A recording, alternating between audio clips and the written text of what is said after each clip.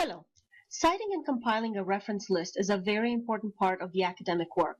There are many styles you can use, but for this class, the APA citation style is required. APA is actually a very straightforward style to use and it's easy to follow. There are rules about punctuation, order of information, in-text citations, and an easy source to use to learn how to cite an APA is called OWL Purdue APA. To get there, please follow the following steps. Start at library.yourq.ca, click on Research Guides, expand Earth and Environmental Studies link, and click on the Environmental Studies guide. From this guide, you have a direct link to APA Purdue OWL.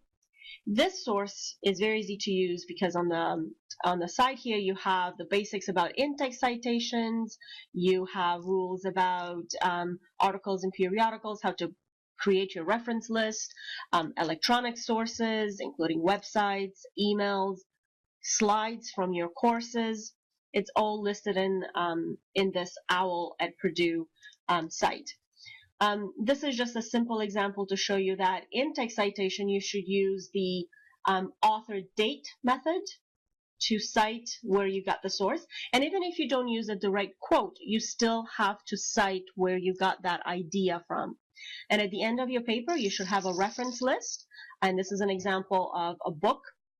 And this is an example of an article. So, for example, when you're trying to cite an article, the title of the periodical and the volume needs to be italicized, as opposed to the rest of it, which is the title of the article and the issue. They don't need to be italicized.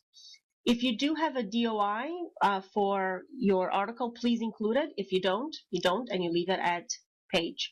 Punctuation is also important, italicized. Everything needs to be consistent and it has to follow the APA rules. Thank you very much, and I hope this gets you started in learning about citation styles.